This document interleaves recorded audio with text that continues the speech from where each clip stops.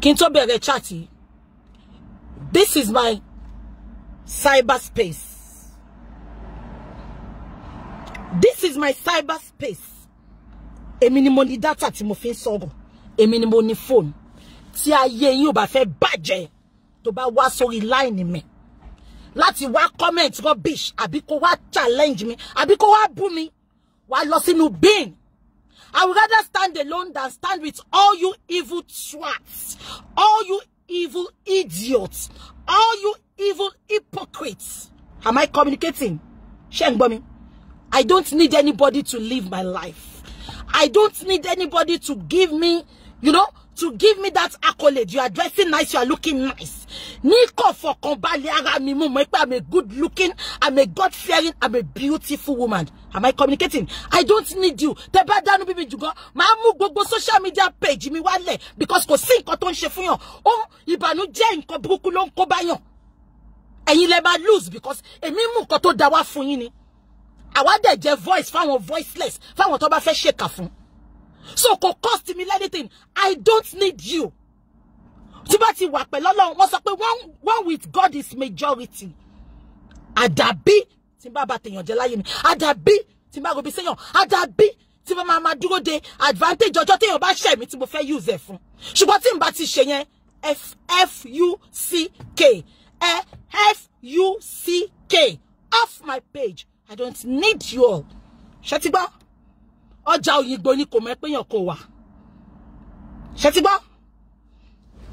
So, ìwọ tó bá fẹ́ sọ̀rọ̀ mọ nǹkan tó máa sọ. Mo ní wá parọ́, mo ní wá gbé yín mọ́ra. Just because I wanted the crowd, just because I want you to like me. I don't need your like. Tani like yín help. Tani love yín help. Kò mọ́wọ́ sórí table mi, kò fóúnjẹ sórí table mi, mo bá ṣe chat kẹ́ máa fi dáwọ́ jọ fún mi. So please watch whatever freaking stupid thing you want to write with your hand this afternoon. Tó bá jọmọ ya mi gan ló kọ lọ́sàn yìí, máa block àṣẹ ẹni. Anyway, ẹ má bínú. Gbogbo yín rí mi lánàá. Mo wá sórí social media yìí. Gbogbo nǹkan tí ń lọ lóríṣiríṣi nípa Lizzy Anjorin. Mo dẹ̀ bọ́ta because mo ní sọ pé torí èèyàn jẹ́ èèyàn tèmi. Kí n má sọ̀rọ̀ síbi tọ́rọ̀ wà. Ó jẹ́ kí gbogbo yín mọ̀ mi fún yín. Tó bá jọmọ ìyá mi ló ṣẹ̀. Tó bá ní kí n call it out, ma call it out, kò sí nǹkan tó máa ṣẹlẹ̀. Mo ń call it out torí kó bá lè change ni. Mo ò ní borí burúkú mọ́yàn kankan lára. Ṣé ń gbọ́ mi? Now, violence tí ń ṣẹlẹ̀ nípa Lizzy Anjorin. Mo dẹ̀ bọ́ta. Wo sọ bí? Ó sọ pé òun à Manchester kó mú àìsàn wá fún mi. Anyway. Violence tí ṣẹlẹ̀ nípa Lizzy Anjorin. Mo dẹ̀ bọ́ta mi kọ́kọ́ fẹ́ dá sí. Not until gbà tí mo gbọ́ voice note ọkọ Lizzy lánàá lọ́dọ̀ Sọjí Olówóyọ àti Aláṣọ Àdúrà. Mo dẹ̀ bọ́ta mo reference àwọn méjèèjì yẹn with respect. Mo ní kó jọ gbogbo yín tẹ́ bá wà lórí live kí ni mo sọ? Mo ní jà Tóyìn àti Lizzy mo ní a máa parí ẹ̀. Mo ní ṣùgbọ́n mo bẹ̀ gbogbo yín. Ẹ jọ̀ọ́ ẹ dáríjì Lizzy. Ẹ jọ̀ọ́ ẹ calm down fún ẹ jẹ́ ká soft pedal. Mo mọ̀ pé mi lè control anybody. Ẹ má ṣì mí gbọ́ o.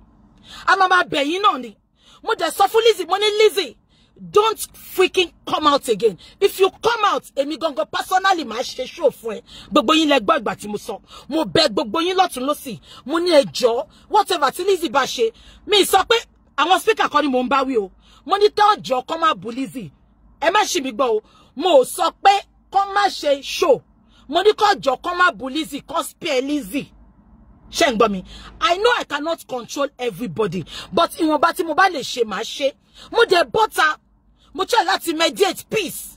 Ipe ẹjọ́. Ẹ má ro nǹkankan. Ẹ rò pé ọmọ yìí ṣẹ̀ṣẹ̀ bímọ. Ọmọ tuntun ní kẹ́ wò bọ́ lára tó máa fún ọmọ lọ́yàn kọ́yàn má bàa kan. Mo bọ́ta. Mo dẹ̀ bẹ̀ gbogbo yín. Àwọn èèyàn dẹ̀ accolade mi pé well, you did well. O sọ bó ṣe jẹ́ kó sọ. Mo fi gbá kan bọ̀kan nínú. Ìgbà tí mo fẹ́ máa bú the other girl gan tó lọ gbé story fáwọn blogger. Ẹ caution mi, mo dẹ̀ gbọ́ sí gbogbo yín lẹ́nu. Àbí ṣé mo gbọ́ sí yín lẹ́nu? Ẹ mọ̀ pé mo lè ṣagídí, but mo gbọ́ sí gbogbo yín lẹ́nu. Mo dẹ̀ let peace reign. mo dẹ̀ end chat mo dẹ̀ dúpẹ́ lọ́wọ́ yín ada fún yín mo wà ní bí iṣẹ́ lọ́sàn yìí mo bẹ̀rẹ̀ sí ní wo Facebook anyway jẹ́ kí n bẹ̀rẹ̀ báyìí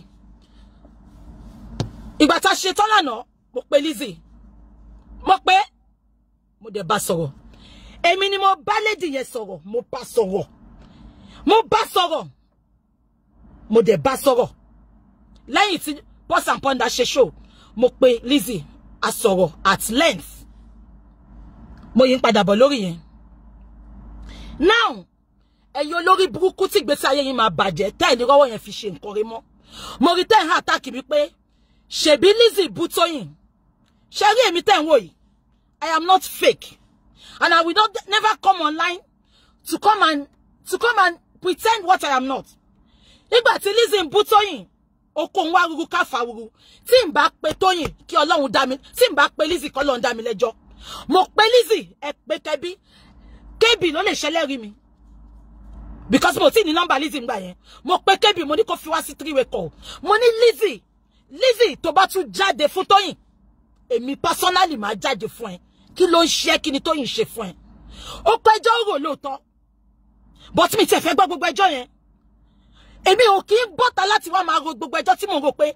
because gbogbo yín ti dáàbò Lizzy gbà yẹn tèmi náà bá tún bọ́ta ìkà ni mo ṣe but mo pé because mo ní opportunity láti pé tó yẹ pé mo ní nọ́mbà Tóyìn náà ni máa pe Tóyìn bọ̀ mo ní nọ́mbà Tóyìn Lizzy ò ṣe fáànù mi to start with mi mọ Lizzy rí mi mọ rí mi mọ Tóyìn rí because èmi ò tiẹ̀ like àwọn ọmọ ní tíátà yẹn mo máa sọ fún gbogbo yín I don't like them they are too fake and cheap they are all prostitutes olórí buko ló ṣì ní gbogbo I don't like them so èmi ò wò wọ́n but ìgbà tí Lizzy ṣẹlẹ̀ ẹni tó bá ti mọ̀ bí tó follow mi dáadáa lórí social media á mọ̀ pé mo hate ìyànjẹ mo hate kéèyàn máa yànyàn jẹ mo dẹ̀ hate kẹ́ máa come for èèyàn a ní thick skin jura wa lọ olórí burúkú yín tẹ́ bá wá come for èèyàn yẹn tán ẹ̀yin náà lè bá wá bọ́ síta ẹni tí kú o a ó mà ṣe o ẹ̀yin olórí burúkú tẹ́ ẹ̀ celebrate èèyàn ẹ̀ mọ́ bọ́ ṣe celebrate èèyàn àfi kẹ́ báyàn jẹ́ kẹ́ múyàn wálẹ̀ kẹ́ ṣe orí burúkú fihàn ṣùgbọ́n tó wá sọ pé èèyàn kú olórí burúkú yín ló máa kọ́kọ́ gbé obituary rest in peace ṣe rí bí kí n máa kéèyàn èmi ò kéèyàn tó kù ẹ tí mi ìbá ti celebrate tó bá wà láyé ẹ lè rí kí n kí tó bá kú mi ní kí tó bá kú mo lè gbàdúrà fún sínú mi ẹ tí mo bá ti gbé sórí wọ́ọ̀lù mi pé mo ń celebrate ẹ tó bá wá kú ẹ wá ní kí n máa kí ló kàn mí máa sọ pé kọ́ ló ń fi ọ̀run kẹni ṣùgbọ́n lórí burúkú yín you are so fake you are so very fast to update rest in peace ikú tó ń pààyàn náà òjò lè lọ anyway mo ń sọ ilé ìfẹ́ yẹn olórí burúkú tẹ̀sán pé gbà tí Lizzy ń búlì Tóyìn mo dá sí behind the camera ẹ pé Kẹ́bí kẹ́dẹ̀ pé Lizzy ẹ̀ tó bá lè bá Lizzy sọ̀rọ̀ kò sí èmi máa meditate peace ni mo lè ní agídí mo lè máa come online but èmi ò fẹ́ jẹ́ kí wàhálà máa ṣẹlẹ̀ sáwọn tí n bá mọ̀ mi ì dẹ̀ like kíyàn máa jàjà wàhálà àbí kò yé yín ẹ jẹ́ ká fìyẹn lẹ̀ that was what I did ìgbà tí Tóyìn àti Lizzy ń jà ṣé ń gbọ́ mi that is it now mo dẹ̀ bọ́ta lánàá mo dẹ̀ bẹ ọ̀tún mo bẹ òsì mo sọ pé káwọn blogger má ṣiṣẹ́ wọn ẹ má ṣe mi gbọ́ but ẹ̀yin personal people ẹ̀yin commenters ẹ̀yin ni mo bẹ̀ mú ní ẹjọ́ ẹ jẹ́ ká soft pedal fún Lizzy pé ẹjọ́ mo dẹ̀ bẹ̀ gbogbo yín ìṣojú gbogbo yín Lizzy mi mọ̀ rí náà wọ́n pi Lizzy kò tọ́ mọ́ tèmi rí mi tẹ̀lé Lizzy pé mi like Lizzy pé tó lè fún mi kàn àbí kò yín anybody tó wá mọ̀ mi á mọ̀ pé mo like hard working people ẹni tó bá ṣiṣẹ́ mo bá like wọn that is the one reason ìkọ̀kọ̀ tó kọ́kọ́ attract mi sí Lizzy nìyẹn ṣọ́ọ̀ mi yé yín so ẹ jẹ́ ká máa sọ̀rọ̀ lọ mo dẹ̀ ní kí gbogbo yín jọ kẹ́ dáríjì mo dẹ̀ pé lady mo bá sọ ètò ń jí òtọ́rọ̀ mo sọ̀rọ̀ débi pé lánàá mo láti pa fóònù mi gan ni ipe tí ọmọ ìyá méjì bá wọlé tán bàbá ra wọn sọ tọ̀rọ̀ à ń tanra wa jẹ ni tí bá dẹ̀ bá ẹ sọ̀rọ̀ Lizzy tó bá gbọ́ mo ò ní pè ẹ́ mọ́ màá dẹ̀ block ẹ̀ mo sọ fún mo lè pé mo ní fóònù méjì bí ni kí gbogbo yín gbọ́ kẹ́ bá rò bí pé mo lọ ń pàǹpà ẹ̀ lẹ́yìn èmi ò kí ń ṣe bẹ́ẹ̀ tí Lizzy bá ń bọ́ mi gún máa tọ́jú owó ẹ̀ ni kò ń ṣọlọ́run kámbèlè tẹ pé kò bọ́ mi mo kọ̀ láti mediate peace ni mo dẹ̀ bẹ̀ gbogbo yín lóòótọ́ ó dẹ̀ lọ update yìí ń ṣẹlẹ̀ mi lè wà against update yìí because inú ń bí gbogbo yín bí ló ṣe máa ń bí oníkálùkù ọ̀tọ̀ọ̀tọ̀ ni ṣùgbọ́n ṣé mo nǹkan tó bí mi nínú jù ṣé mo nǹkan tó dùn mí jù wọ́n sọ pé ìwọ tó ò bá ní nǹkan gidi nínú cupboard má ju òkò Adébímpé aláṣọ àdúrà tí ò bá rí ẹni tó máa bẹ́ẹ̀ sọ̀rọ̀ máa bá ẹ wí olórí burúkú ni ẹ ò ní àròjinlẹ̀ Adébímpé aláṣọ àdúrà gbogbo àwọn nọ́ọ̀sì tí mo ti rí láyé mi ìwọ ló lé olórí burúkú jù nínú gbogbo wọn. You are the most useless nurse I have ever come across in my entire life. Níjọ́ tó bí mi tó fi oyin sí mi lẹ́nu Adébímpé aláṣọ àdúrà ìwọ ló ya olórí burúkú jù lórí social media. You are the most promiscuous adult on this social media. You are the most ridiculous idiot on this social media. Ìwọ ló useless jù. Ìwọ ló ní tìjú tó bá ń pín shameless ìjọ tó ń pín shameless. Adébímpé aláṣọ àdúrà ó sí níjọ́ tó ń pín tìjú. Shame on you. You are a stupid idiot. Adébímpé. Ìwọ bọ́ta òun bú Lizzy. Ṣó bá pé mo pọ́n ilé lánàá. Gbogbo Swiss lace torí ìyẹn tó bá ní Swiss lace. Màá sọ di tẹ́gun mọ́ yàrá yẹ̀ lọ́hùn àbólórí burúkú dẹni. Èmi ò gbé náà wojú ṣe ẹ̀. Bí ìgbé náà wojú ṣe ẹ̀. Máa tì kábọ̀ ẹ lójú. Ṣọ́ra àwọn tó lè máa sọ̀rọ̀ Lizzy. A jẹ́ káwọn tí ò ní skeleton cupboard. Adébímpé. Ibi bá ní gbogbo wa jókòó sí. Ó ti gbàgbé ni. Ó ti gbàgbé ni. Gaddafi ọkọ Esabod. Legal husband Esabod tó bí ọmọ fún Esabod. Gaddafi ọ̀rẹ́ ni Gaddafi bá ṣe gbọ́nu story Adébímpé. Àní gbogbo láyé ọjọ́ la máa mú wá síbi gbogbo ẹ̀yin tẹ́ update gbogbo ìtàn yín la máa gbé wá sórí social media padà. Adébímpé ó ti gbàgbé ni. Adébímpé Gaddafi ọkọ Esabod ni legal husband Esabod. Ìgbà tí Esabod máa wá sórí social media Gaddafi ni Esabod fi wọ́n wá as ọkọ. Anything tí ó bá wá transpire Adébímpé aláṣọ ikú, aláṣọ lórí burúkú, aláṣọ táyé ẹ̀ ti bàjẹ́, dáńkú ara wa ní ìjìnlẹ̀ pampam, mo wò títí, ó dàbí àjòkó ọjọ́ àánú, àwa gbẹ̀rún lórí burúkú, irun òṣì, irun táyé ẹ̀ ti bàjẹ́, àtúgbẹ̀yìn àgbẹ̀ sórí, ò ní kúre, tí n bá mú ẹ, tí bá finish ẹ tán, ò ní dúró wò tán. Adébímpé, Esabod, ìgbà tó máa wá sórí social media, Adébímpé ọkọ ẹ̀ ló fi wọ́n wá, ó ní Gaddafi lélẹ̀, gbogbo wa dẹ̀ rí Gaddafi pé ọkọ Esabod ni.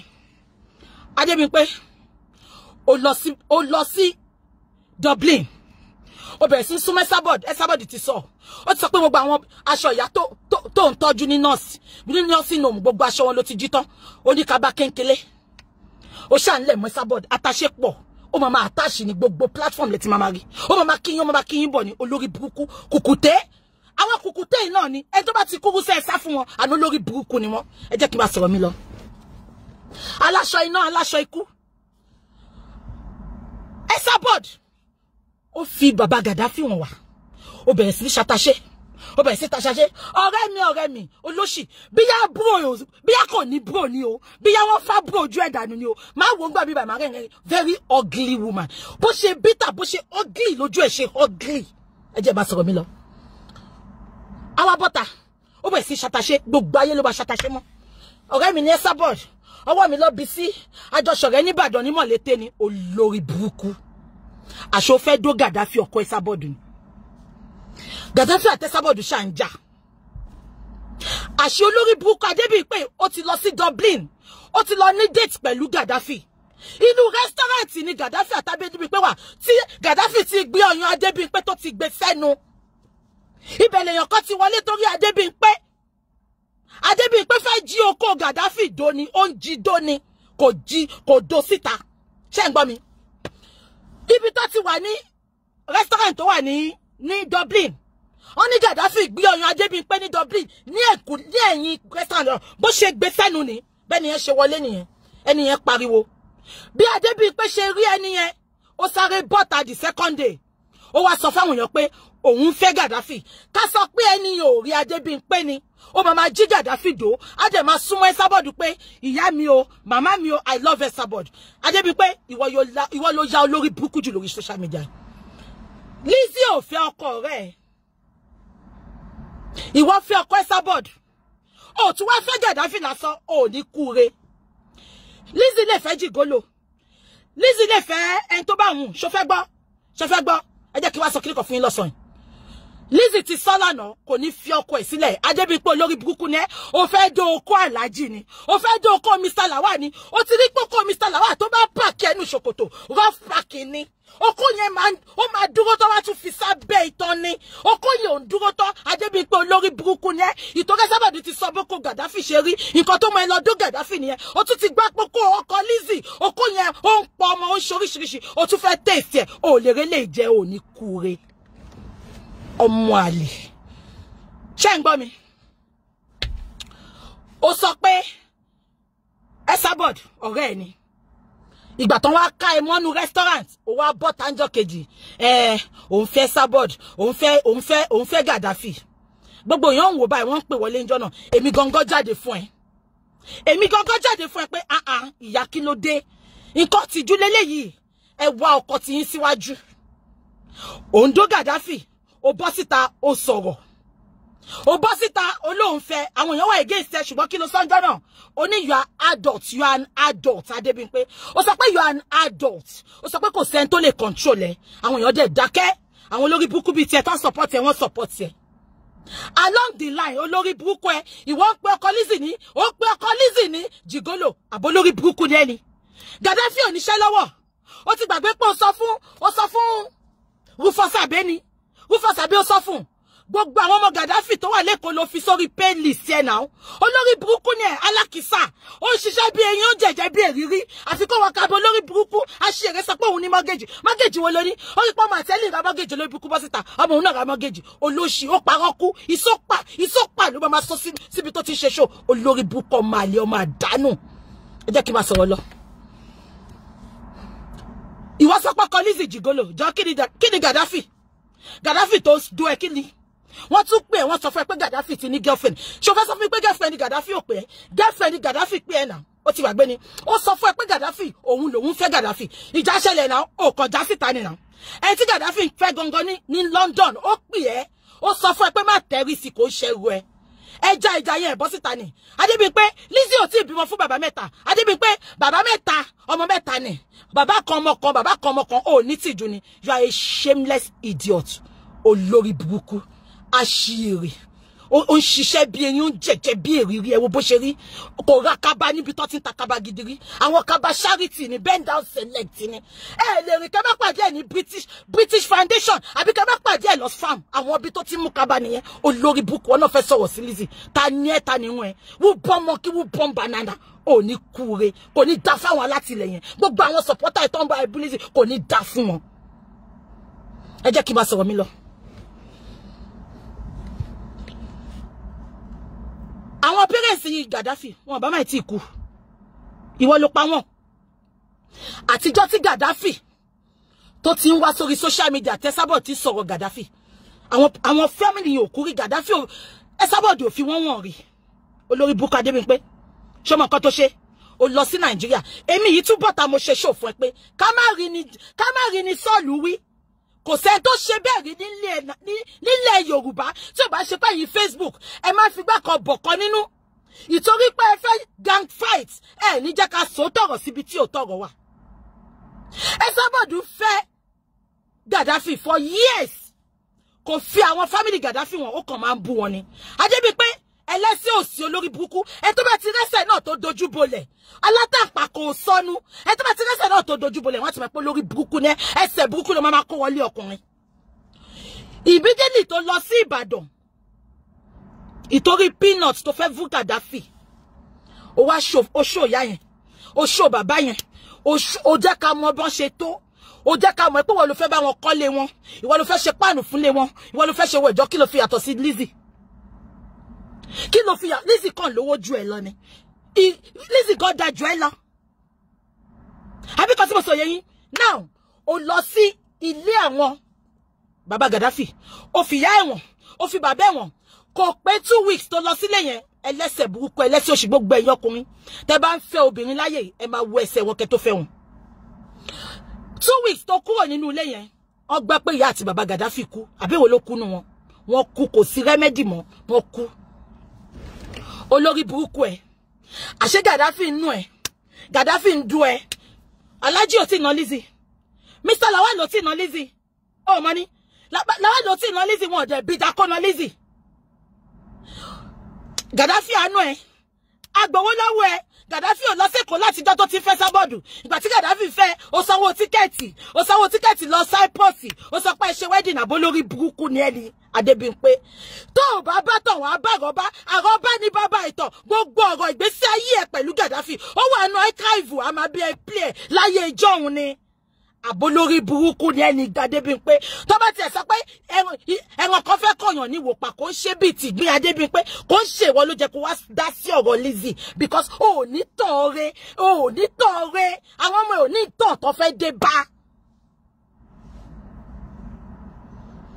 abẹ́ ẹ̀gbọ́n mi ni Adébímpé Gaddafi wá nù ẹ́ ó wá ń die in silence ó wá bọ́ta wà rẹ́rìn èmi àti gbogbo gbàtẹ́jọ́ lọ sí Cyprus ó ti gbàgbé ni Gaddafi nú ẹ ní Cyprus náà ó fún ẹ létí àwọn tó ń sọ fún wa kò fẹ́fẹ́ èmi yé tí kí máa fi obìnrin ẹgbẹ́ mi ṣe yẹ̀yẹ́ ṣùgbọ́n tó bá sọ pé ó fẹ́ drag Lizzy sẹ́ àní kò tọ́ sí ẹ lẹ́nu Adébímpé Gaddafi àánú ẹ á tún dú ẹ wọ́n ní tó bá fẹ́ dú ẹ gọ́nù máa sọ ọwọ́ ẹ méjèèjì mọ́rin bẹ́ẹ̀dì ni ó sọ pé violence lòun like kó máa fi kókó sí ẹ lóbò because wọ́n gan sọ pé ó like kọkùnrin dú ẹ kó má bà tiẹ̀ jẹ́ wọ́n ní Gaddafi máa sọ ọwọ́ ẹ mọ́ bẹ́ẹ̀dì báyìí ni àwọn ọmọ gan ti wá kanlẹ̀ ẹ̀pọ̀ ẹlẹ́ẹ̀mejì lẹ́ẹ̀mẹ́ta mommy what is happening who is beating you is daddy beating you olórí burúkú ó like oko àfokó rọrí sùn ní olórí burúkú kò láṣeyọrí kankan láti jọ́ tí mo ti mọ̀ kò láṣeyọrí tábàwá sáni this is my mortgage this àbólórí burúkú ni ẹni nílùú lọ́ta mortgage ọ̀hún káàṣì máa kó síta fún ẹ olóbò promo Adébímpé Pinky Pius ó ní kọ́mẹ́ǹtì sọnù àbí kan tí mo sọ yẹyìn olóṣì tá bá wí tán aṣorí mo bọ̀ okay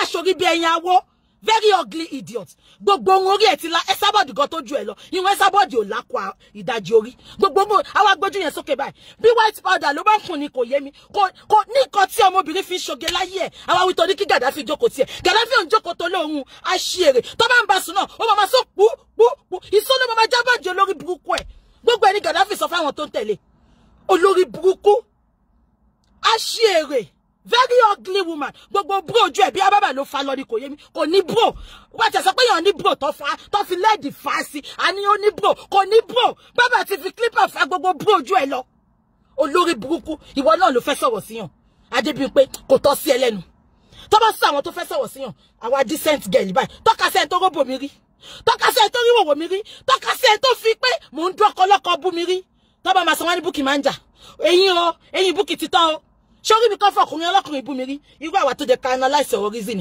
kò ń ṣe wọ aṣẹ́wó dọ̀mítìlà aṣẹ́wó no be work yóò àgbàyà wọn á dókódókó wọn á tún dókó lójú ọmọ jẹ́ ìwọ̀n ẹlẹ́tì olórí burúkú Adébímpé ìwọ̀n ń bú Lizzy ó ti gbà pé ìwòwò ń jọkàn wà àti Gaddafi ẹ wà lórí bẹ́ẹ̀dì báyìí lẹ́ ń ṣe Facebook live chat nínú ìwòwò Gaddafi ṣẹ̀ṣẹ̀ du ẹ̀tọ́ ni ìwọ náà confirm ẹ̀ ó fẹ́ ṣàkọsẹ́ Esabod ṣé gbogbo olórí burúkú tó ṣe ń gbà yẹn ó fi ṣẹ̀ sí ara ẹni máa lọ́jọ́ gbogbo ẹ̀ náà káàrí fún ẹ àbó ti gbàgbé ni ó wá ṣe show ńjọ́ yẹn ìwọ àti Gaddafi ẹ fẹ́ ṣe fọ́rí Esabod bẹ́ẹ̀ ṣe sùn sórí bẹ́ẹ̀dì ní tẹ́ ẹ̀ wọṣọ ẹ̀bùra ni tó ṣe live video ó fi kíní yẹn sílẹ̀ for like 10 minutes mo rò báwọn èèyàn pé ẹ̀ tó sọ pé this is very bad ó wá lọ yọ video yẹn ìwọ tó yẹ pé wọ́n ń dún ẹ mọ́nu lé ni àwọn ọmọ wọ́n ń dún ẹ mọ́nu lé ni you are not proud to bring out àwọn tó ń dún ẹ kò ní dáfẹ́ wọ́n láì má ti lábẹ́ kẹsẹ̀ bọ́ gbogbo àwọn olórí burúkú àti tó ń pè láǹtì má ti kábọ̀ gbogbo wọn lójú má ṣe gbogbo yín yàmàyàmà àbólórí burúkú ni ẹni olóṣì ó ṣẹnu wíwọ́ bí apá ajá aṣèrè aláìní tìjú aláìní rònara galatia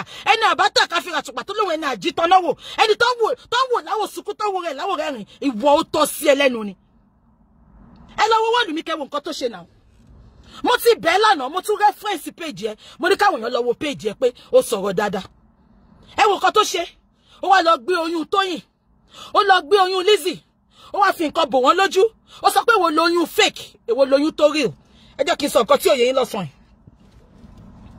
Lizzy ní oyún lóòótọ́ ṣé ń gbọ́ mi Lizzy ní oyún Florida Miami dẹ̀ ní Lizzy bímọ sí ṣé rí ibi tí Lizzy wà yẹn ṣé ń gbọ́ mi ibi tí Lizzy wà yẹn ọ̀dọ̀ àwọn family friend ẹ̀ níbi tó dé sí ó ti wà lápàtment tẹ́lẹ̀ ṣé ń gbọ́ mi apartment yẹn ti dájú fún gbogbo èlé mímọ́ o èmi ò ní bàtà wa parọ́ gbogbo ẹ̀ ní mo mọ̀ apartment tó wà yẹn kò easy fáwọn family friend wọn kọ́ lọ máa kí mbẹ̀ then ibẹ̀ quiet tó bá ti lọ lé òun àtọmọ nìkan ló kù ó need the help kò lè dá ṣe ló ṣe padà lọ sí ilé àwọn family friend yẹn Miami Florida ló wà ẹ̀gbọ́n mi Miami Florida ló ń gbé mo ti ní kó pe Lizzy pẹ̀lú nọ́mbà Lizzy òun àti Lizzy ti sọ̀rọ̀ because mo fi pele wọn súnmọ́ra wọn ni ipa lọ bá mi yọjú sí èmi ò ṣe lórí burúkú èèyàn mi sọ̀rọ̀ láti gba owó lórí social media mi nídìí ìrànlọ́wọ́ anybody ìrànlọ́wọ́ Ọlọ́run àti ìrànlọ́wọ́ àwọn tí Ọlọ́run bá rán sí mi ni èmi tó fẹ́ confirm mo ní kó kẹ́kọ̀ọ́ mi bá mi pé ẹ̀gbọ́n mi tí mo tẹ̀lé Miami Florida ló wà ó pé pẹ̀lú nọ́mbà mi fẹ́ fi nọ́mbà yẹn síbí báyìí ni mo bá fi síbí Adébípé lórí burúkú tí wọ́n sọ pé kò bímọ sí Amẹ́ríkà kò lóyún Adébípé gbogbo yẹn ló máa jọ ẹni ṣebí bàbá akẹrin tó fẹ́ bímọ fún Ìgbà ló gbé síbẹ̀ náà Ìgbà ló gbé síbẹ̀ wọ́n lé ẹ̀dànù nígbà tó mọ̀ pé irọ́ ló ń pa olórí burúkú olóṣì olóhùn Àkúrẹ́ ọmọ àlè Àkúrẹ́ gbogbo àwọn ará Àkúrẹ́ tí mo mọ̀ lọ sóríire lọ kàwé débi tó kàwé dé olórí burúkú ẹ̀wò ìyá ẹ̀ náà má jẹ́ kí n bú ìyá ẹ̀ torí ìyá ẹ̀ ò ṣẹ̀ mí ọmọ ọsàn ló ń kó gbóngbó báyẹ̀ Adébípé jẹ́ kó rí ìyá láyà ẹ̀ pé Lizzy was pregnant ẹ wojọ́ tó bu yẹn ṣé mo bọ́ta náà mi bọ́ta pàdé bí n pé ṣe bu mo wò pé Lizzy ló fa gbogbo kíní fúnra rẹ̀ but kí ló dé àti báwí gbogbo yẹn ti báwí ẹ wo interview tí PNP ṣe lánàá PNP ò side anybody PNP béèrè àwọn nǹkan tó jẹ́ kó béèrè ẹ dẹ̀ wo ọmọ yẹn gentle lánàá ó calm down ó show pé ó gbọ́rọ̀ sí wa lẹ́nu ó kàn láti sọ̀rọ̀ ní láti pour little things síta ó dẹ̀ sọ̀rọ̀ ebi gan mo ní máa bínú sí bọ̀ mo rí pé kò jáde fúnra rẹ̀ kò dẹ̀ bú ebú ó calm down ó ti bẹ̀rẹ̀ sí ní pé ọmọ yẹn ó ti respect ẹ̀ ó ti sọ̀rọ̀ ó dẹ̀ sọ pé òun ò lè fi ọkọ òun sílẹ̀ ṣẹ́bọ̀ kan tó ń darí bíi pé ìtọ́kọ́ ọmọ yẹn sọ pé òun ò lè fi ọkọ ẹ̀ sílẹ̀ Adébípé tí Lizzy bá fi Aláàjì sílẹ̀ gan Aláàjì ò lè dùn ẹ̀ ó dọ̀tí òbò ẹ̀ rùn òbò ẹ̀ yàndín òbò ẹ̀ ti pìṣì ó ti ṣìkìnìkìn òbò tó ti gbẹ́jọ́gbẹ́jọ́ lórí social media wọ́n ti finger fork ẹ̀ wọ́n ti cross fork Gaddafi ti dùn ẹ̀ ó ti máwọn ọ̀rẹ́ náà kọ́ wá dùn ẹ̀ ṣóbò yẹn ni Aláàjì fẹ́ do Aláàjì lè máa lówó ṣùgbọ́n ní class Adébípé you are a trash.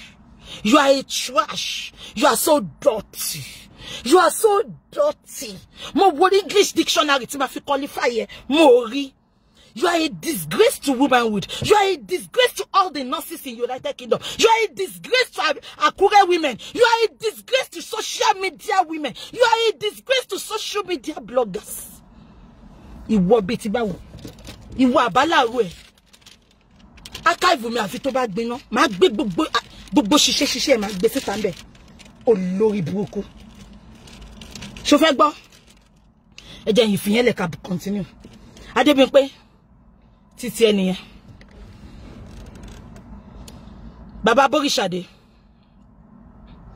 ṣó dìgbà tán bá dé pampers fún yín kẹ́ tó mọ̀ pé máa padà sí Nàìjíríà bàbá Bóríṣàdé imú yín bí mú tàtàṣe ẹ wo mú yín mi ìrímú mi ìrímú tó mi imú yín láti jọ tí mo ti rìn immunity bàbá Bóríṣàdé ẹ wo mú yín bó ṣe rí tí mú yín ò bá tiẹ̀ ní control láti gbóhùn ṣé kò tún jẹ́ kẹ́nu yín náà ní control ni at 75 olórí burúkú yín bàbá Bóríṣàdé ṣó dìgbà tó bá ń dá GoFundMe láti gbé yín padà lọ sílé Abóríṣàdé immunica tí imú yín ò bá ní control tó bí ìyà ṣé kò jẹ́ kẹ́nu yín ní control ni Abóríṣàdé ẹ disappoint mi o nínú àwọn followers Àbíkẹ́ you are not one of àwọn tí mo pọ́nlé jù because mo máa ń like yín ṣùgbọ́n mo wá like yín ò sọ pé kẹ́ kọjá yín kí n má ti kàbọ̀ yín lójú immunica bàbá Bóríṣàdé kí ló dé ẹ wá kọ update ẹ sọ pé ta ló lóbò promo nsìn ẹ sọ pé ṣé Lizzy ló lóbò promo ni àbá Àbíkẹ́ kí lè tẹ̀sẹ̀ wá fún Lizzy ìtorí Lizzy bọ́ta ń jọ sí ó bú Àbíkẹ́ bu lòun náà bù Lizzy ò kọ́kọ́ bú Àbíkẹ́ so wá ìtẹ̀sẹ̀ ń bọ́ta bàbá Bóríṣàdé tó bá sọ pé omi ló máa ṣe dájú náà máa sọ pé rọ́ ni alẹ́ ẹ̀yin àti Adébípé fìtì ara yín immunica imújì kò jẹ́ ká gbóhùn àṣebí Abóríṣàdé ẹ wo mú yín ó dàbí ìgbà tá bá kó tàtàṣé méjì pọ̀ sójú kan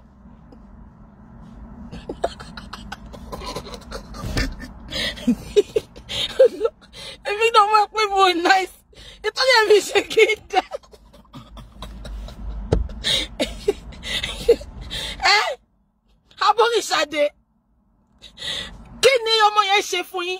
ẹ fẹ́ gbèjà Àbíkẹ́ ìmúníkà bàbá Bóríṣàdé ẹ wá lọ update at 11 hours ago let's update tẹ́ sọ pé ẹni tó bá wà ní glass house kò kí ń ju oko ta ló lóbò promo Lizzy Òṣòlóbò promo in all ramification she's a decent lady tó bá jẹ́ olóbò promo ni àti fi ọkọ ti pẹ́ ṣé fẹ́ gbọ́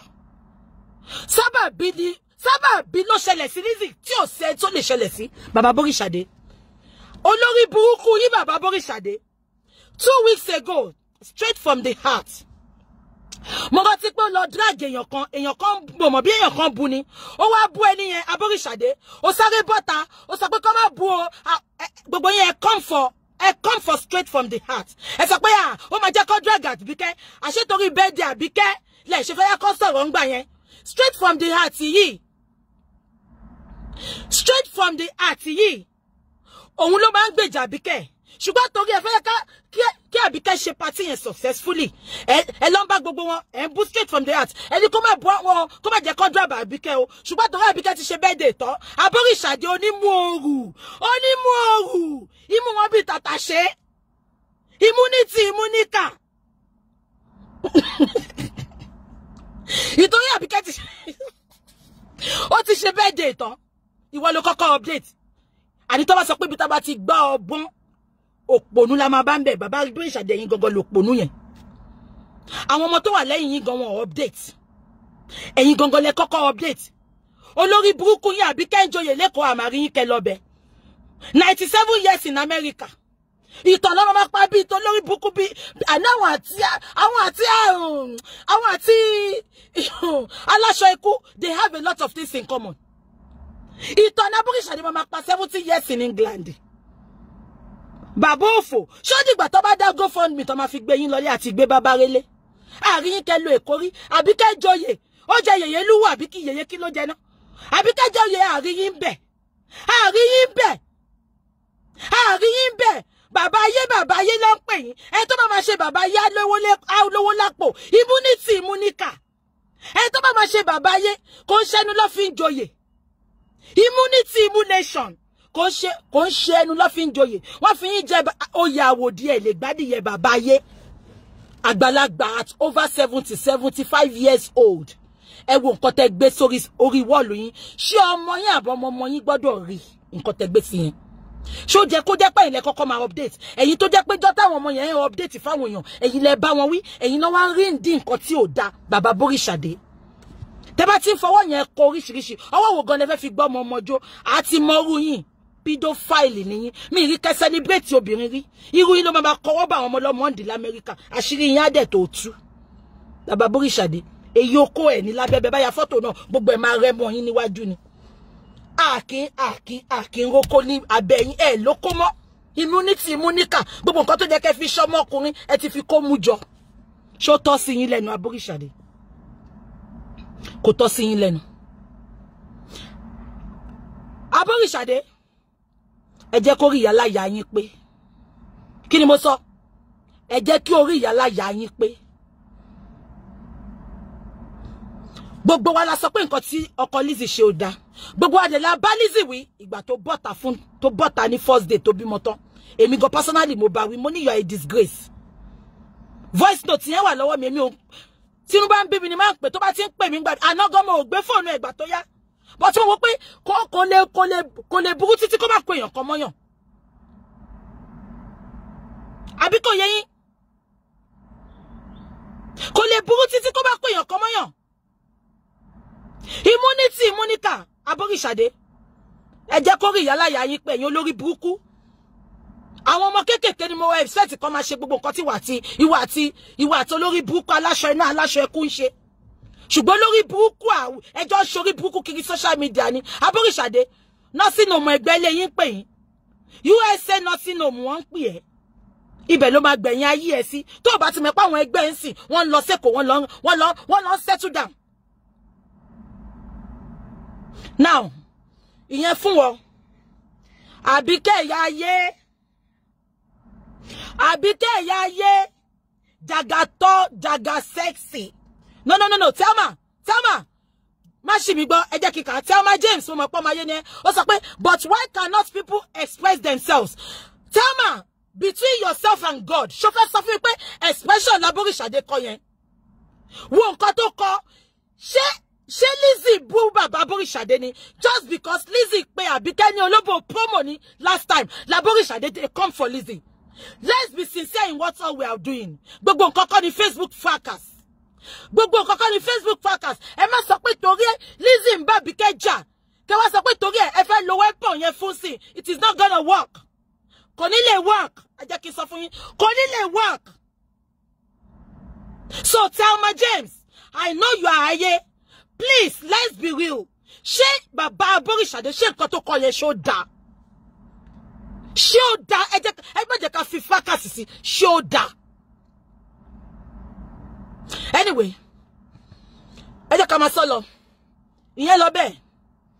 Abike Jagaban. Ẹjọ́ yẹ̀wò ni Abike Jesse no. Abike níwájú Ọlọ́run àti ènìyàn. Inú Ògún ni mo wà yìí. Tí bá parọ́. Ṣé wọ́n ti jọ́ tó jáde fún Genesis tó ṣe show. Mo share show ẹ. Because bí mi ṣe wà mo máa sọ kíní kan. Kéèyàn jẹ́ ọ̀tá mi. Ṣé rí gbogbo àwọn tó ń bú mi yẹn. Tó bá di ọ̀la, tó máa sọ pé nǹkan kan ṣẹlẹ̀ tó fẹ́ cheat wọ́n. Èmi á bọ́ta sọ̀rọ̀. That is me. Mo mọ̀ pé ṣé wọ́n sọ nǹkan tí mo ní mo fẹ́ jáde. Tí mo sọ fún àǹtí mi kan. Àǹtí mi yẹn ti sọ fún mi pé Bukky, ta ló gbèjà ìgbà tó ń ba ìjà ń gbà Genesis. Mi ní dárúkọ àǹtí mi yẹn. Àǹtí mi yẹn sọ pé Bukky, ta ló gbèjà ìgbà tó ń ba ìjà nígbà Genesis. Mo ní àǹtí kò má tà. Mo máa jáde. Wọ́n rí update mi lọ ṣe pè mí. Mo ní àǹtí kò má tà mí need kéèyàn kọ́kọ́ gbèjà mi. Mo ní màá gbèjà ara mi. Àwa kan wà, a máa bọ́ta gbèjà ni. Mo mọ̀ pé tẹ́ bá máa update sí. Ẹ sọ pé nǹkan tó ṣe ń jọ sí tó lọ dá sọ̀rọ̀ màmá, tó lọ dá sọ̀rọ̀ Esabod tàbí kẹ́ fi wá fún. No. Ṣé ń gbọ́ mi? Ẹ jẹ́ kí n máa sọ̀rọ̀ mi lọ. Now, Abike, níwájú Ọlọ́run àti ènìyàn. Mo burú lóòótọ́. Sórí nǹkan tó ti mú mi. Tí mo ṣí ẹ̀ṣù ẹ̀. Ó ti tọ́nú mi. Ó ti tọ́nú mi. I have no grudges against you. I swear with my life. I swear with inú Ògún ni mo wà. Abike, tí ma sọ pé ó ti tán, ó ti tán. Ó ti tán. A lè má jọ̀rẹ́, a lè má sọ̀rọ̀. Because a kì í ṣọ̀rẹ́ láti bẹ̀rẹ̀. Sábàbí ló fà á tá fi búra wa tá fi jà. Àbí kò yẹ. Ó dẹ̀ ti tán nìyẹn. Ìyẹn ò sọ pé ká ṣọ̀rẹ́. Ṣé nǹkan tí mo sọ yìí Abike? Abike ó jọ mí lójú. Ìwọ náà update. Abike kò dáa. Abike kò dáa. Mo rán sọ̀rọ̀ báyìí because I don't want them to feel pé Bukky ó tún ti ń bá Abike jà. Ìtorí ẹ̀ mo ṣe rán sọ̀rọ̀ Abike. Abike sọ pé ó ti kúrò ní fracas. I was so happy for you. I was very, very happy for you. Okay, I will talk to P&P. Okay, look, sọ pé BJ, why is P&P coming for Abike? Okay, look, it is because Abike updates me. Okay, look, I will talk to P&P. We will leave Abike. P&P will not come out. But ẹ jẹ́ ká respect ara wa. Ẹ tó bá ń bá yín jà ní kẹ́ bá jà. The fact pé Lizzie àti Abike ti jà rí. Ìyẹn ò sọ pé ó send it sí mi. Wọ́n sọ bí sọ pé Bukky, did you see the update? Wọ́n send it sí mi. I know Ade Williams, listen. Ó sọ pé tí ó bá ṣe kíní kan, ìyẹn máa overlook ẹni. Ade Williams, ṣé fi pé gbogbo update sí mi bá ń rí. Èmi náà lè máa fa àwọn èèyàn ṣe yẹ̀yẹ́. Ẹ jẹ́ kí n fún yín instance. Ọmọ olórí burúkú kan wà ní Amẹ́ríkà. Ẹwà tó mi Àdùfẹ́, ayé ò ní da ẹwà tó mi.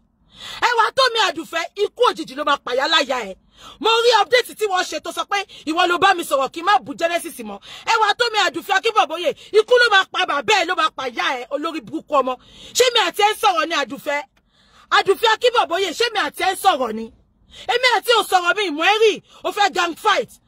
Ìwọ náà ti fẹ́ bú Genesis, ó wá ń dárúkọ mi, ó ń gbé mi mọ́ra. Èmi ò kí ń gang fight Àdùfẹ́, lọ dá jàjà. I don't know you. Because ìgbà tí mò ń bá Genesis jà, ìwọ igangan ló máa bọ́ta ló máa ṣe update fún mi pé irọ́ ni mò ń pa. Ìwọ náà wá bọ́ta ń sì wá sọ pé wọ́n ṣe fún ẹ, ó wá ń gbé mi mọ́ra. Ó rò bí má gbèjà ẹni.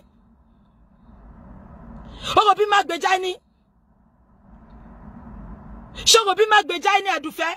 Ó wá sọ pé ìwọ ló bá Bukky Jesse sọ̀rọ̀ kó má bu Genesis mọ́. Àbọ̀ lórí burúkú ni ẹni. Ṣé lórí burúkú ni ẹni?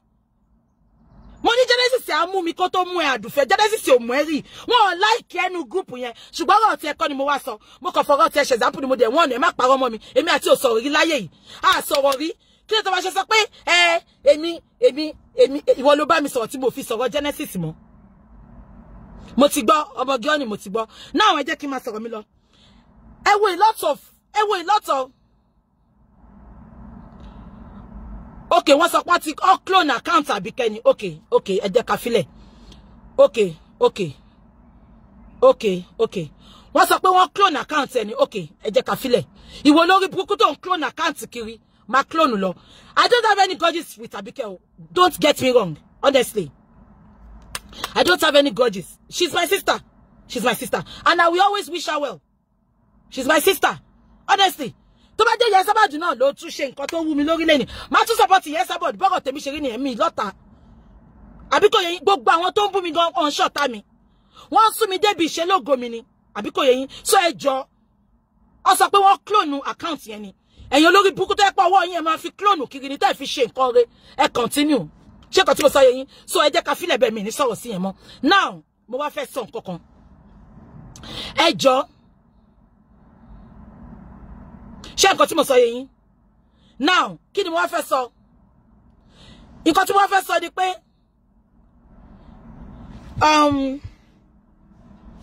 Lizzy ti ṣẹ̀ lóòótọ́ ṣé ń gbọ́ mi Lizzy ti ṣẹ̀ sorry Lizzy ò ṣẹ̀ sorry Lizzy come for Tóyìn nígbà yẹn ká azum pòkè nǹkan tí Lizzy ṣe fún Tóyìn ló ń ṣẹlẹ̀ sínsìn accepted àti bọ́ta àti parí ẹ̀ àti sọ̀rọ̀ àti parí ẹ̀.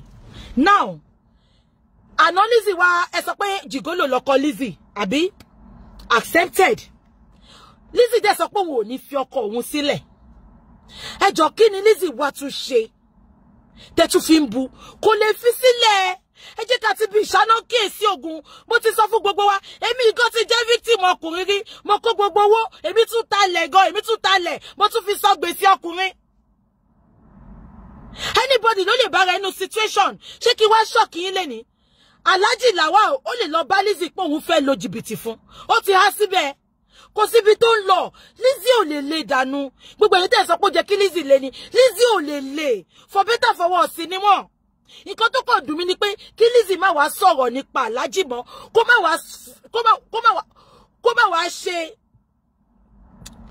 wá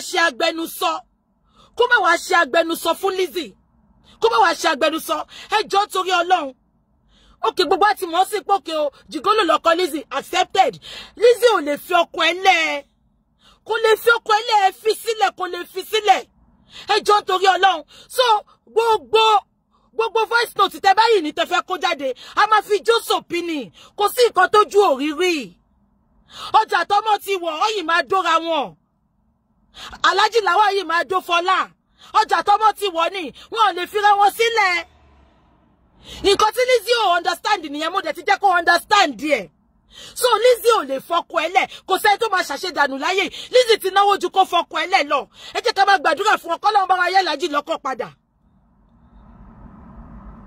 àbí kò yé yín ṣé nǹkan tí mo sọ yé yín Alhaji ní kankan bẹ̀ kọ́ lọ́wọ́ bára yẹ́ lọ́kọ padà the deed has been done ọ̀bẹ ti gé ọmọ lọ́wọ́ kí la tún fẹ́ ṣe so gbogbo voice note tó bá kù ẹ bá wa kó jáde àti mọ̀ pé okay Jigolo lọkọ Lizzy accepted mo dẹ̀ ti bẹ̀ yín Lawal ní ká àti blame Mr. Lawal náà bó ṣe yẹ sí ni ó sọ pé nǹkan kan lèèyàn máa ṣe tí ò ní ṣe mí mọ́ ó lè ti máa ṣe tipẹ́ ó ṣe dọ́dọ̀ Lizzy ọlọ́pàá pẹ́ Lizzy dẹ̀ mú mọ́lẹ̀ pam Lizzy yìí máa bí kejì sí ó yìí máa bí kẹta Alhaji máa baby sit ni Alhaji máa baby sit ni kò lọ bí kankan mọ́ bó ṣe wà yẹn because ó ti jẹ làágùn wa ó ti jọ̀wọ́ wa kò síbi tó ń lọ mọ́.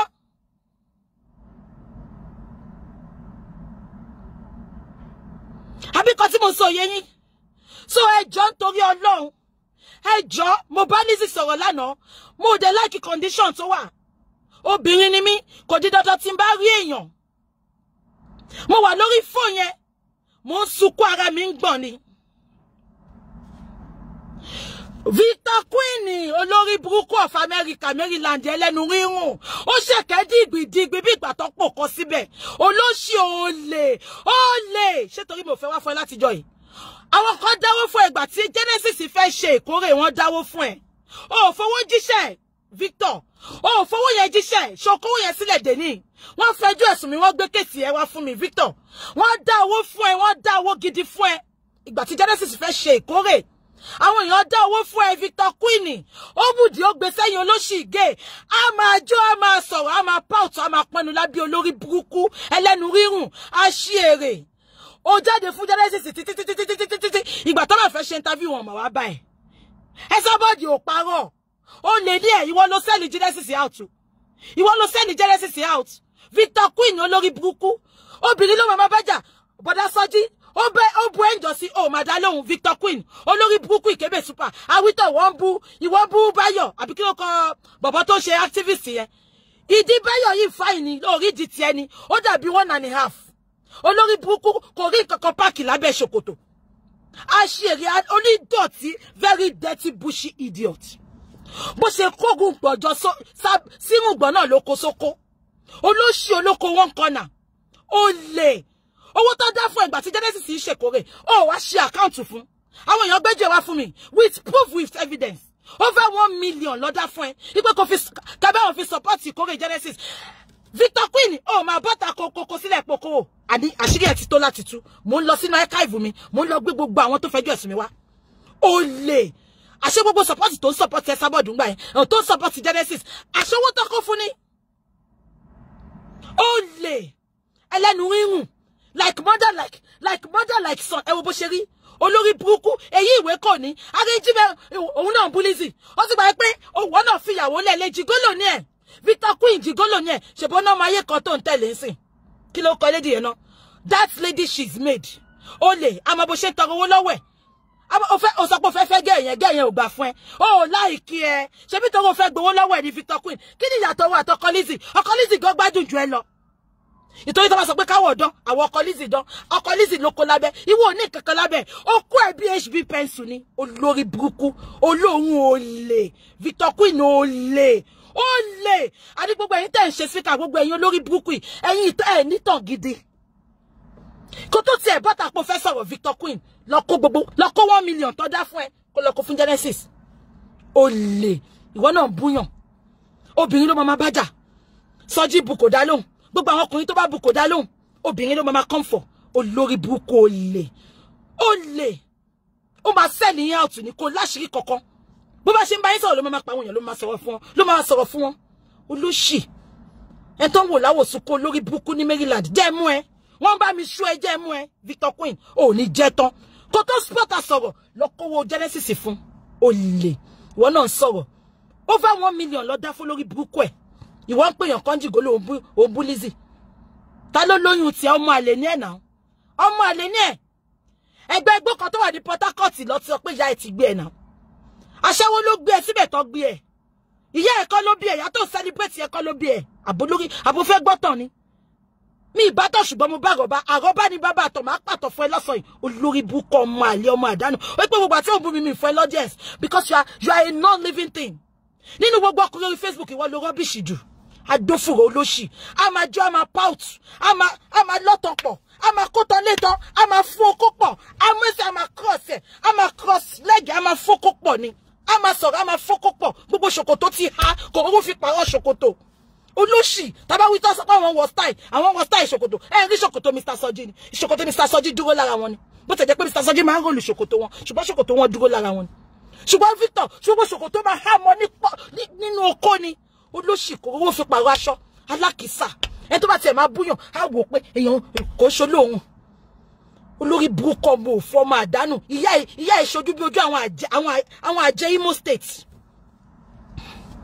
olórí burúkú a máa fọ́kọ́ pọ̀ ní pedophile ni ẹ̀rí tí òbú bàbá Ìjẹ̀ṣà pedophile ni Victor bàbá ńlá olórí àwọn pedophile Maryland ni a máa jó a máa pout mi ìrìbí tọkùnrin tí ń jó tó ti ń pout rí a máa pout a máa ya wọn síta ọkùnrin olè gbogbo ẹ̀yin speaker ló sọ̀rọ̀ fún Genesis àwọn èèyàn dẹ̀ wò pé ìwọ lo dúró as Genesis figure ó dẹ̀ dá over 1 million fún ẹ mo bá ń wò lójoojúmọ́ báyìí má bí àwọn tó máa wá sọ fún mi manager ṣó ti ó ṣó sọ̀rọ̀ 1 million wá ní kò sọ aṣọ lórí burúkú ó kó 1 million jẹ kó tó bọ́ta sọ̀rọ̀ lọ kó 1 million fún Genesis 1 million tó dá fún ẹ pé àwọn èèyàn dá fún ẹ pé kó fi support ìkórè Genesis ó kó sílẹ̀ ìwọ náà ń sọ̀rọ̀ ẹ̀yin oní dọ̀tí association of dirty set of people olórí burúkú ọmọ ìyá aṣẹ́wó kò mọ ya ẹ ìyá tó wọ George ìgbàlódé George tó jẹ́ pọ́n ti fi ṣe parọ́ mo rántí pé ìyá rẹ̀ mi ẹ mà àwọn ayọ́ kan báyìí àwọn ayọ́ burúkú báyìí àwọn ayọ́ kan báyìí nígbà ayé ìyá rẹ̀ mi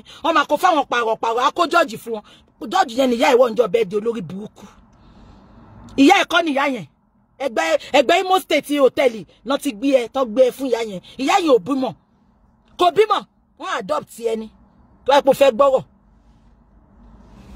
ọmọ òṣì ọmọ àdánù ẹjọ́ mo tún bẹ̀ yín lẹ́ẹ̀kan sí mo ń bẹ̀ yín lẹ́ẹ̀kan sí ẹ̀yin abiyamọ ayé ẹjọ́ nítorí Ọlọ́run ẹ jèbùrẹ́ ẹ jẹ́ ká fi Lizzy sílẹ̀ mo bá sọ̀rọ̀ lánàá she's not in a good state of mind èmi gan mo scold ẹ lánàá àbí kò yé yín she's not mo mọ̀ pé many of you máa sọ pé ẹbí tó yín ṣe fíìl nìyẹn a ti mọ̀ bẹ́ẹ̀ ṣùgbọ́n ẹjọ́ ó ti tó ẹ ti ṣe fọ́tò ẹjọ́ ṣe wọ́n pé wà tó kọ́ fọ́tò yìí náà gbogbo yín náà lẹ́bu ẹjọ́ mo bẹ̀ yín ni ẹjọ́ ẹ má ro ti Lizzy sí ẹ bá mi ro tọmọ òkókó tó gbé dání ó máa fọ́ ọmọ lọ́yàn ẹjọ́ ẹ ṣàánú mi ẹjọ́ mo tún bẹ̀ yín lẹ́ẹ̀kan sí ẹjọ́ ẹ má drag wọn mọ́ ẹ fi Lizzy sílẹ̀ ẹ jẹ́ ká wish wọn àtàlájì well Fọlá tó dẹ̀ ń pariwo kiri tó ń pín voice note kiri àbí kò yé yín Fọlá náà mo bẹ̀ Fọlá jọ jèbùrẹ́ jẹ́ ká lọ sí round table ká sọ bí gbogbo ẹ̀ ṣe máa parí ọjà tọmọ ti wọ̀ ní Fọlá àbí kò yẹ ọjà tọmọ ti wọ̀ ní tó kó má jàjà pé ìwà àtọkọ ẹ náà ẹ ní sọ̀rọ̀ mọ́ Fọlá jọ mo bẹ̀ lẹ́dàá ẹni Fọlá ẹ jọ nítorí Ọlọ́run ẹ jẹ́ kó tán gbogbo ẹ̀yin tẹ́ ń fi story olórí ṣe rí nǹkan tí máa ń sọ fún yàn nìyẹn ó dàbí ìgbà tí mò ń bá tèmi àti Sábọ̀d tí mo yìí ń bẹ́ Sábọ̀d ṣe tí ẹ̀gbọ́n mi àkọ́bí màmá mi tó wà ní Manchester Sábọ̀d pè mí gbà yẹn tó sọ pé ó ń support àwọn ayé Sábọ̀d ní káwọn deal pẹ̀lú ẹ̀ no sorry ìgbà tó lọ gbé story ìyàwó bàbá mi fún Sábọ̀d wá pè mí ó lóun fẹ́ ṣe ó ní kí wá fóun ní gbogbo story yẹn bó ṣe ṣẹlẹ̀ mo dẹ̀ sọ fún Sábọ̀d mo ní no it is a family issue I'm not going to talk about it mo ní màmá ẹ má sọ̀rọ̀ ń pa ẹ filẹ̀ màmá yẹn dẹ̀ gbọ́ àbí kò yé yín màmá yẹn dẹ̀ gbọ́ because tẹ́ bá ti ń gbé family issue wá sórí social media what do you expect àbí kò yé yín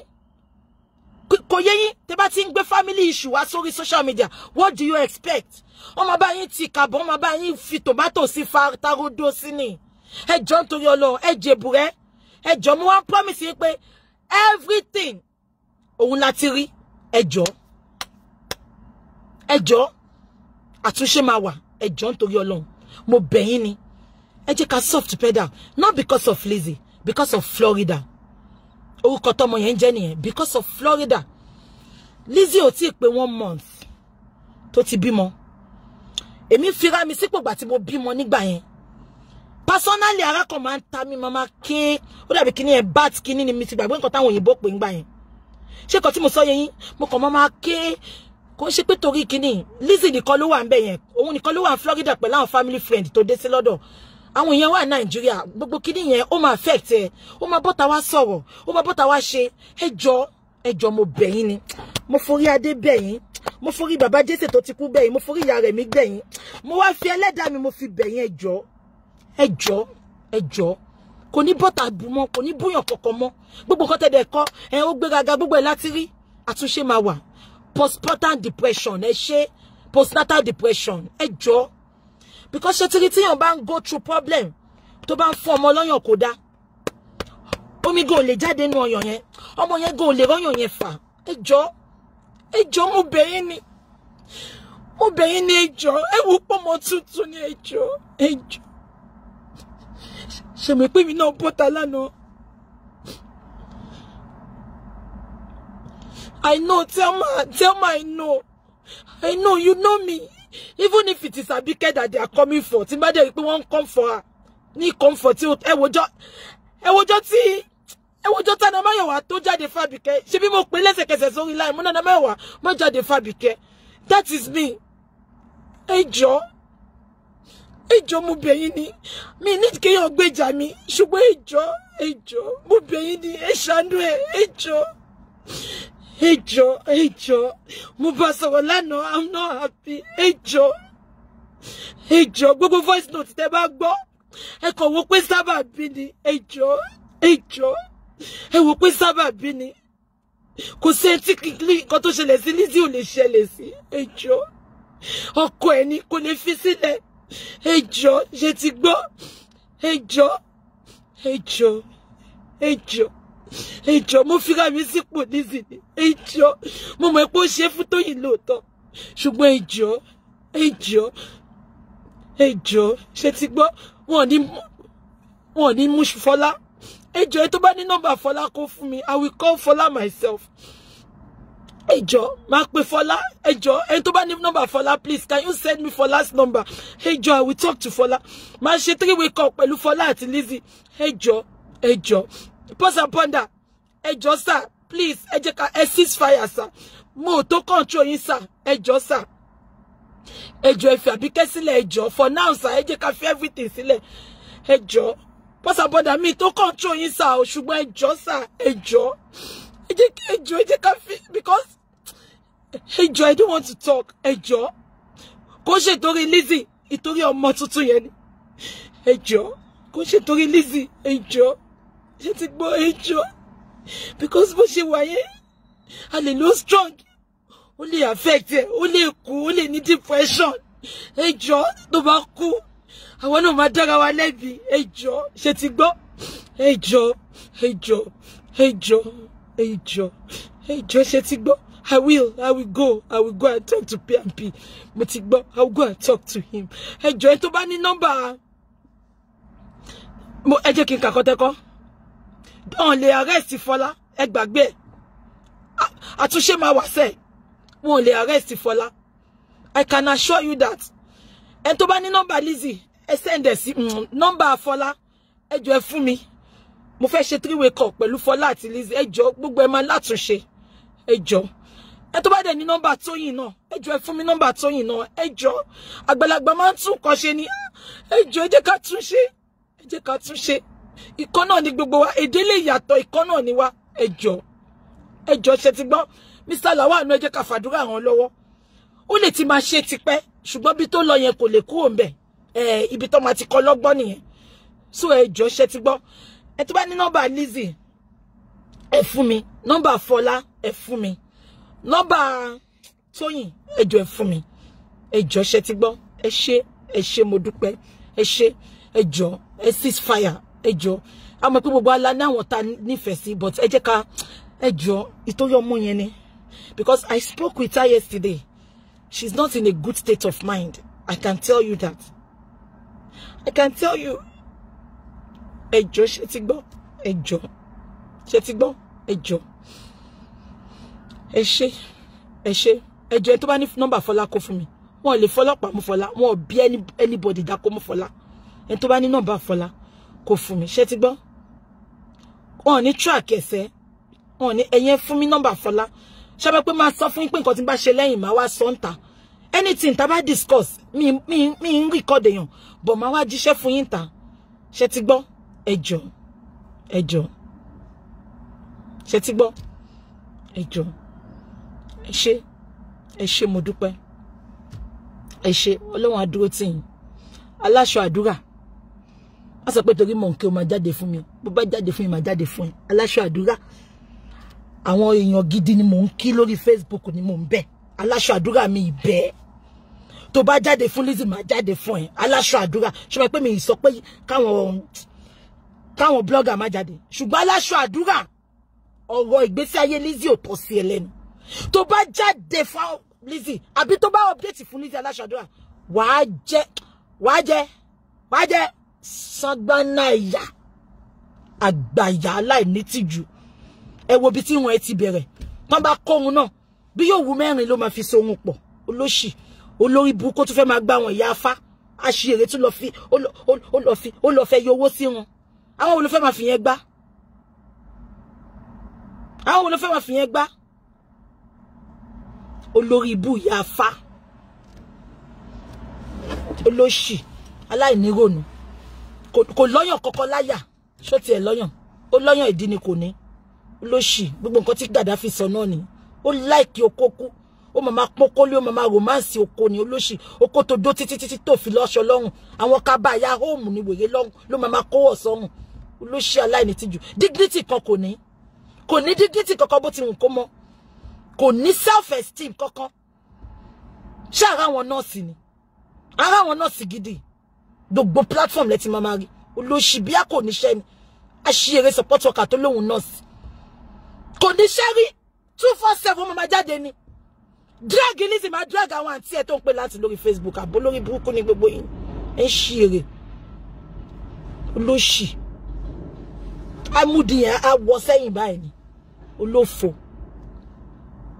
ìyá òfò kò sí ẹ lọ máa wo ọkùnrin ló máa attack bó ṣe bọ́ta nígbà kan nìyẹn mi mọ kí ló kọ lady yẹn tó fẹ́ ṣe ìyàwó ó bọ́ta ó fẹ́ drag ọkọ ẹ̀ ńgbà yẹn náà kí ló dé ó ṣe jẹ́ pé àwọn kan lọ́kọ ló máa attack olórí burúkú very shameless woman ọlọ́run jẹ̀dá lọ ṣe kò dá nǹkan tó ṣe jàre má dá lóhùn kò ní tìjú kọ̀ọ̀kan á máa fọ kiri ní rubbish woman ẹkú tí mo sọ pé kí mi bá jáde fún mẹ́pọ̀ máa jáde náà bó ṣe máa gbé àyà yẹn àyà tó ga sókè débi irùngbọ̀n yẹn bó ṣe máa gbé síta àwa jókòó ẹ̀rí láǹjọ ẹ̀ náà olóṣèta bá máa sọ story ló máa ìtàn ló máa pa òun ní 17 flat sákúrẹ́ làwọn ẹgbẹ́ ẹ̀kọ́ lé sí olórí burúkú èlò ló ń talẹ̀ àkúrẹ́ làwọn ẹgbẹ́ ẹ̀kọ́ lé sí olóṣì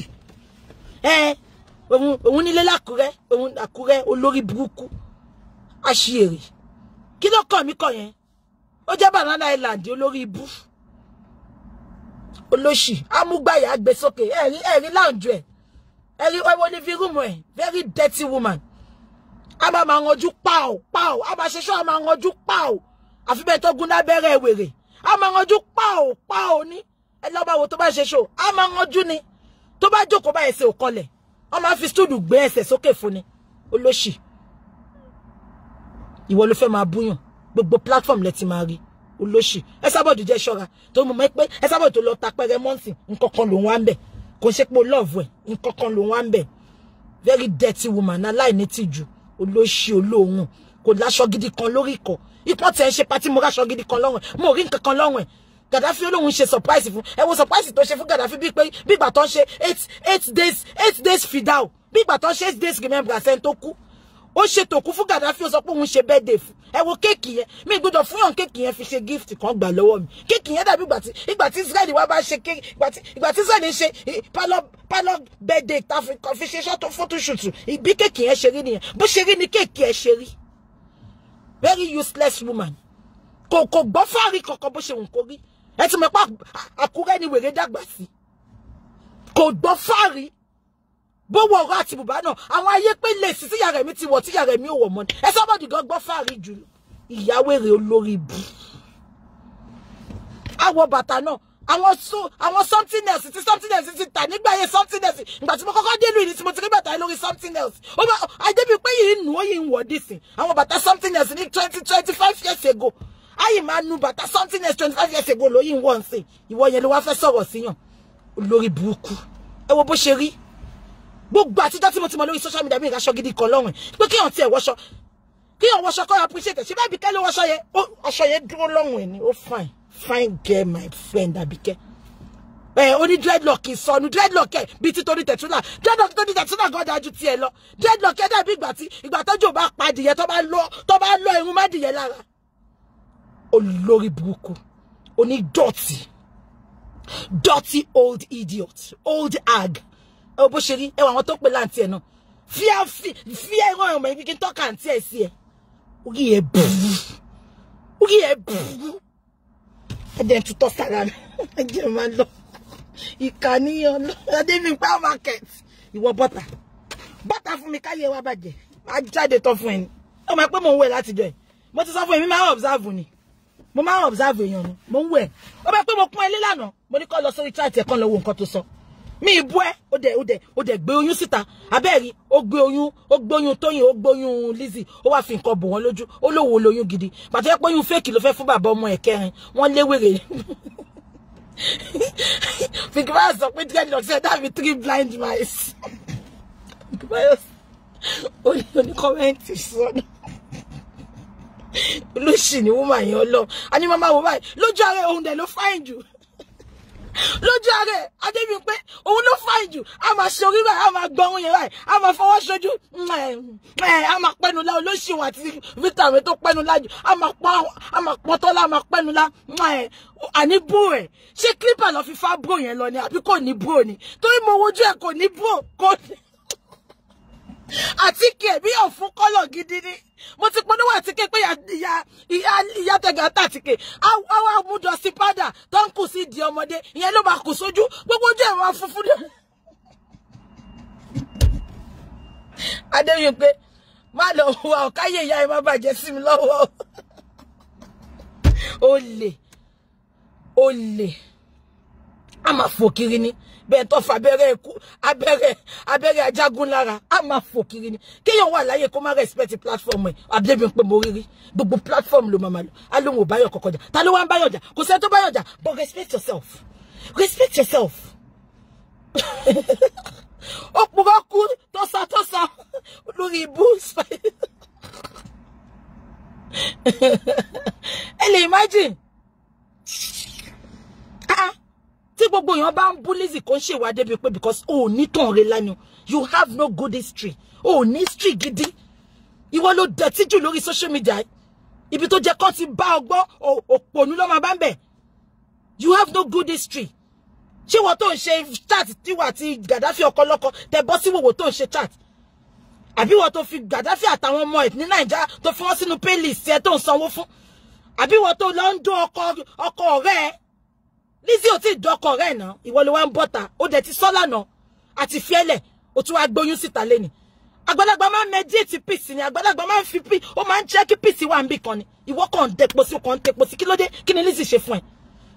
Okay, supporter tó yìn yẹn, fair enough. Mo support ẹ lánàá, mo reference page ẹ. Ṣé wá dé ní kó jẹ́ kó lọ máa compare and contrast tó yún àwọn ọmọ lọ́mọ?